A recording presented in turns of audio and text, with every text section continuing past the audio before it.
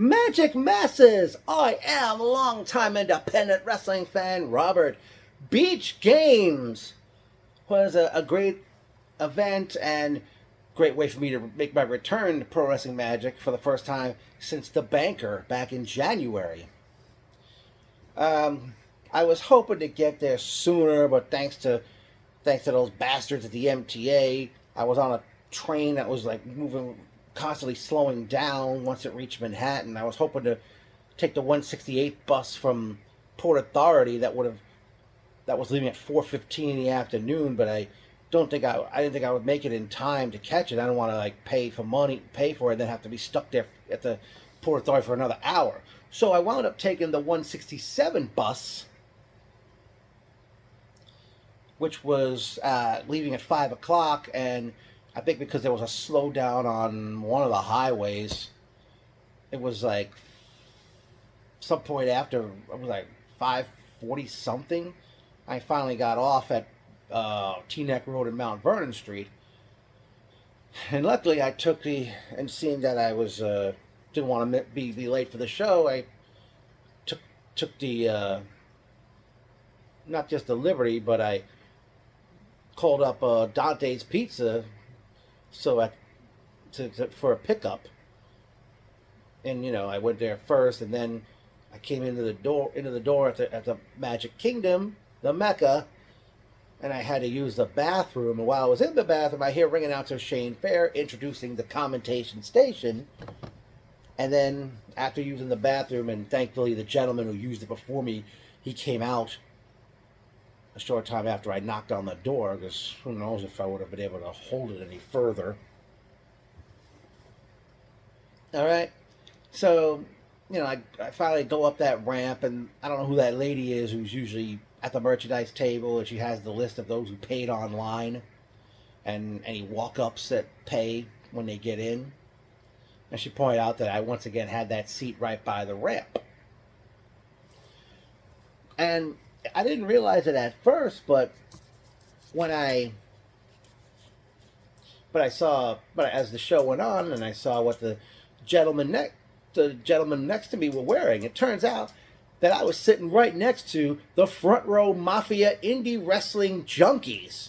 Yeah, that's a mouthful. Try saying that 3 times fast. Hopefully, I'll be next to those guys at a future show. And because I had, put the order in for pickup from my sausage parmesan hero. No, I was not going to drool. That would be Homer Simpson. I forgot what Shane Fair was ready to introduce the first match, but all of a sudden out comes Steve Pena, and he wants to face Donovan right then and there for the Dark Arts Championship. Donovan comes out, and they go at it. I don't know, I didn't hear the gong go off, because they take it out of the ring very quickly. They end up knocking over a merchandise table. They go throughout the room and brawl in the crowd.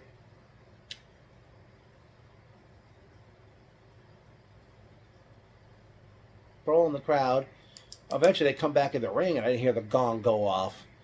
Eventually, Donovan's fellow Hispanos Unidos members, the good guy Azriel, the freshly Trey Felipe, they come out.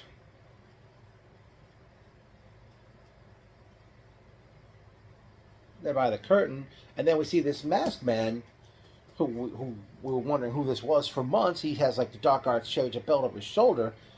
I forget how this one ended, but the Brooklyn Outlaw Donovan defeated Steve Pena to win the Dark Arts Championship, and I believe this is the second time Donovan has won this belt, because he was previously stripped of the belt due to an injury. And I believe the Masked Man and Donovan, along with Azriel, they put the boots to Pena. Donovan unmasks the Masked Man, and it's none other than the absolute Chris Cage.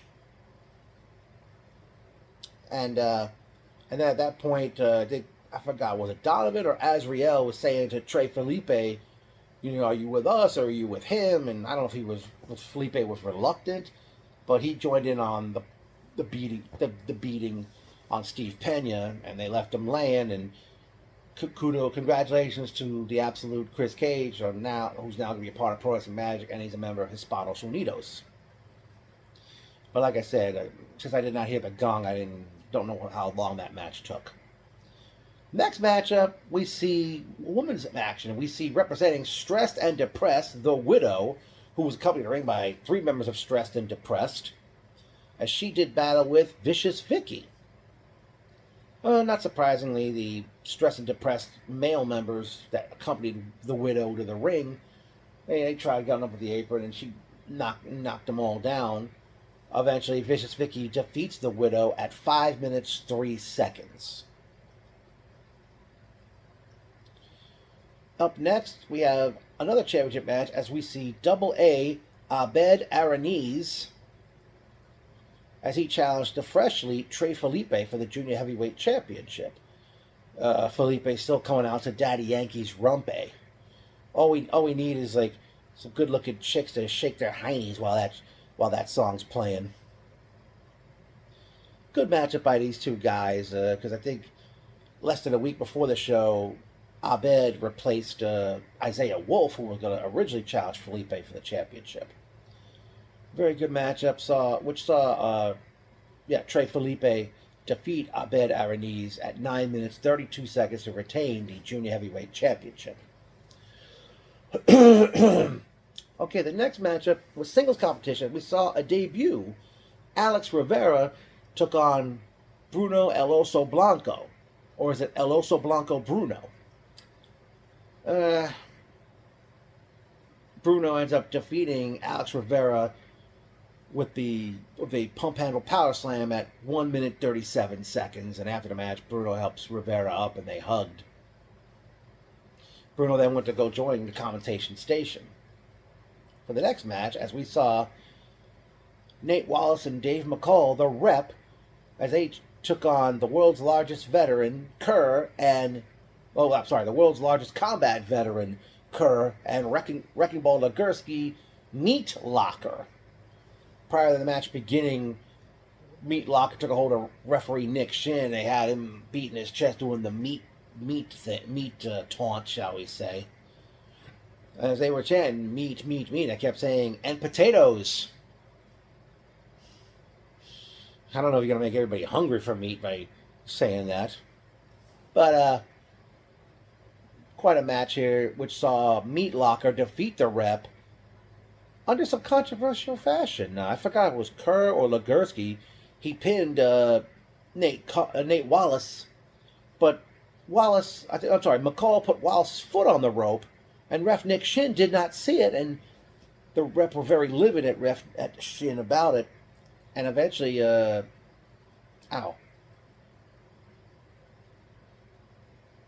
And as that's happening, Bruno comes in the ring with I think he had both tag belts. And because as a result of Meat Locker's victory, they're going to challenge Death Row on Saturday, June 8th, when Pro Wrestling Magic makes its debut at a baseball stadium. We'll have more on that show later. I don't know if I mentioned it before, but Meat Locker defeats the Rep at 10 minutes 50 seconds.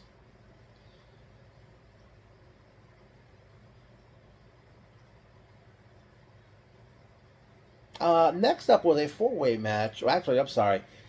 I forgot to mention it's when Bruno came out for his match with Alex Rivera. Tony Ice and Mateo Marcelo come out, and Tony or Mateo is sporting holding a Venom mask in his hand, and some music plays, and Bruno just stood still and looked like he kind of shut down. He drops both the tag team championship belts to the ramp, but then that music stops. Tony and Mateo go back through the curtain, and then Bruno goes to the ring for his match. Forgot to mention that. But Meat Locker, as I said, beat the Rep at 10 minutes a second. Next up was I forgot what it was called. It was like an invitational type matchup. New talent invitational.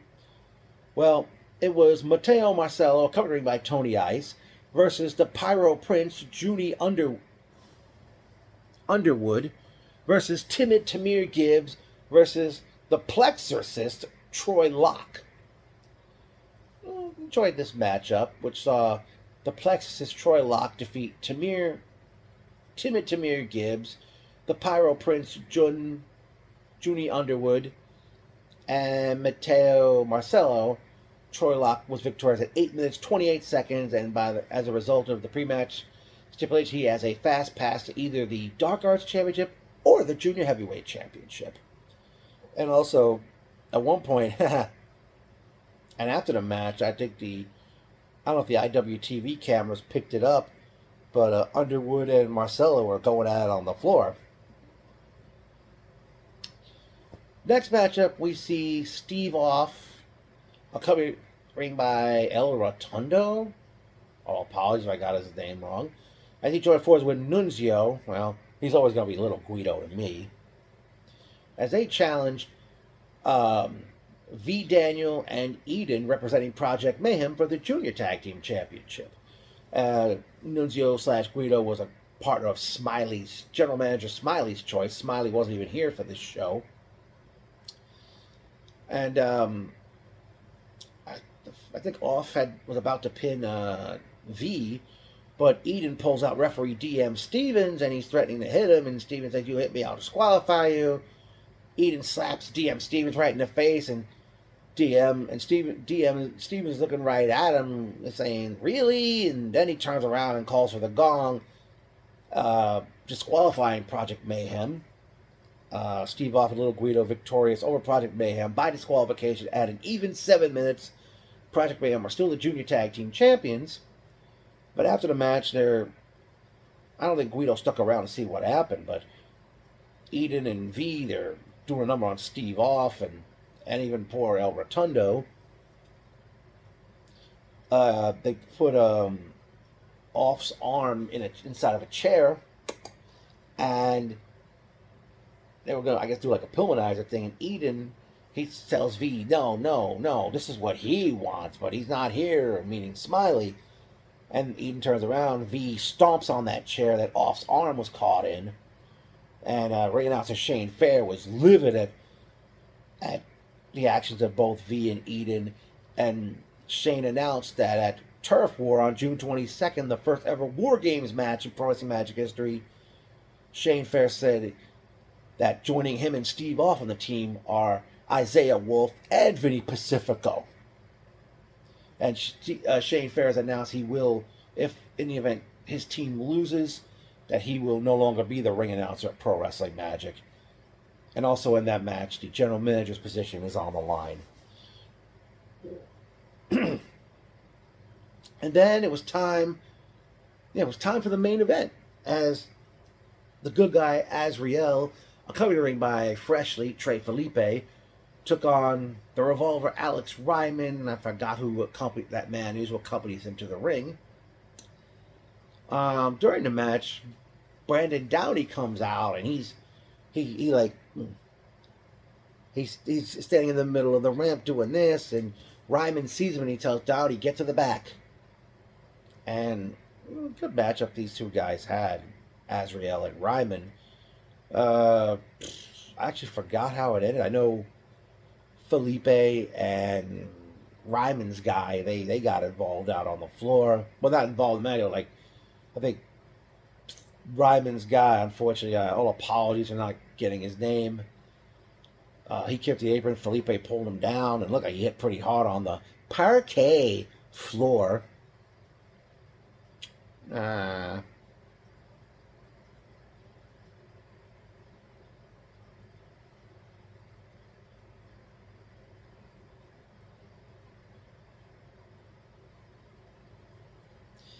And eventually, Ryman eventually gets the victory. He pins Azriel to retain the heavyweight championship at 17 minutes, 29 seconds. After the match, Ryman gets the microphone and he's talking about how much Pro Wrestling Magic means to him. And he says to the crowd, "You guys all had your choices. You could have, you could have done something else. You chose to spend your money and come see wrestling."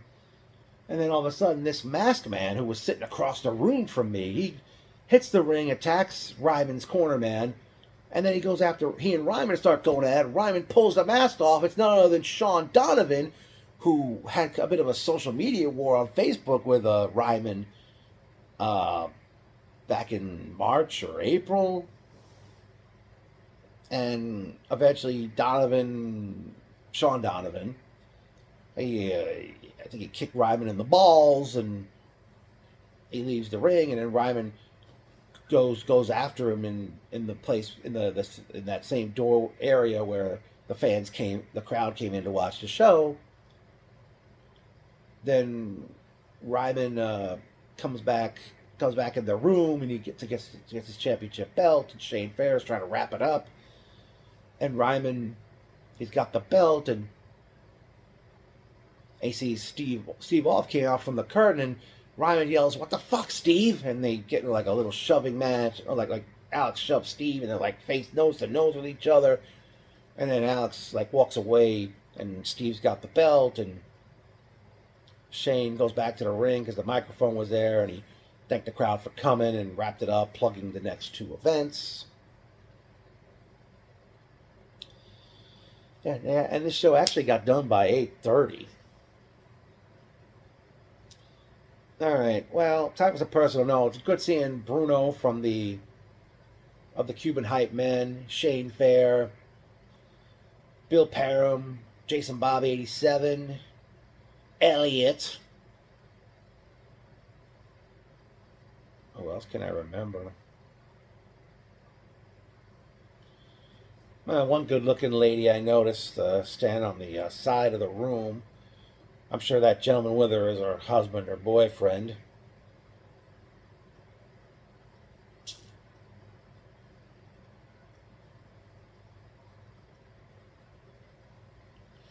Well, I forgot to mention before the whole chaos with Sean Donovan coming in the ring, Ryman announced he's defending his championship against Vinny Pacifico on Saturday, June 8th, when they debut at this baseball stadium, because Ryman said the two things he liked most growing up are pro wrestling and baseball. Okay?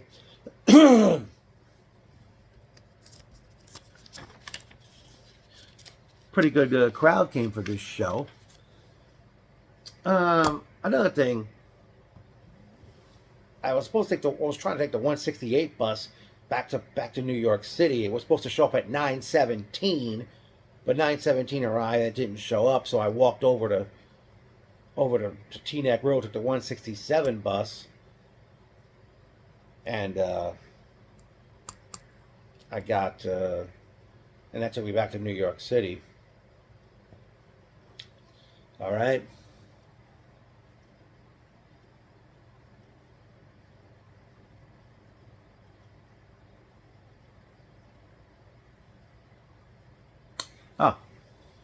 Well, one memorable quote. "I like your shit, Abed Aranese." When he saw me before he entered the ring for his match with Trey Felipe. And by the way, I don't know if Abed was able to hear me through my megaphone. He comes out to Rock With You by the late Michael Jackson. But, I was having a little karaoke magic.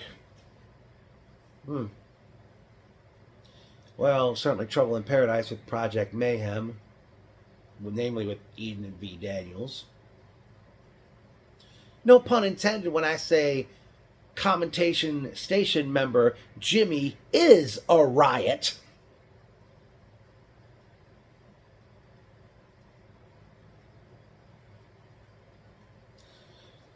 Don't know when, but now that I'm aware of the after party location, which is Blackbirds in Cliffside Park, there will come a day that I will go there after a show.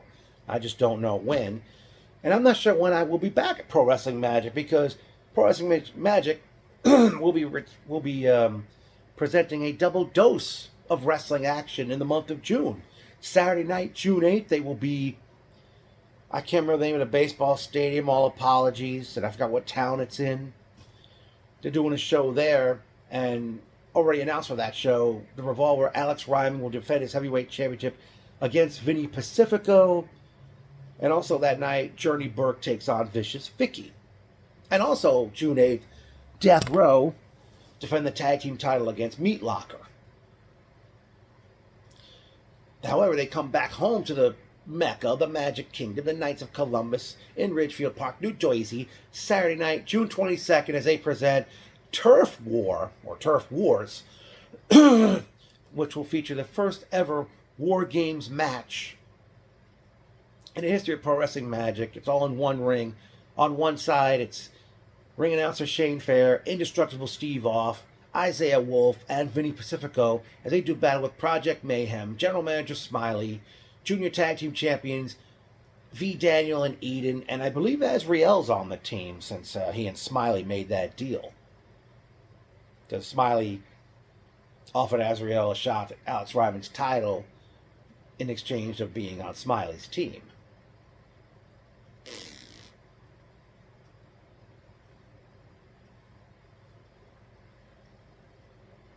I think I mentioned earlier, Front Row Mafia, Indie Wrestling Junkies. Hopefully we'll be right next to each other again for a wrestling show. Okay.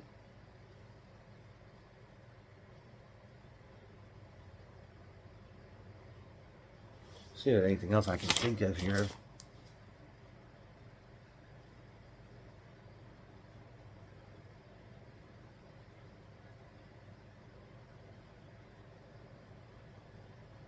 Yeah, I guess that'll do it. Hope you all enjoyed this one. Again, don't know when I'll be back at Pro Wrestling Magic again, but they definitely did great with beach games.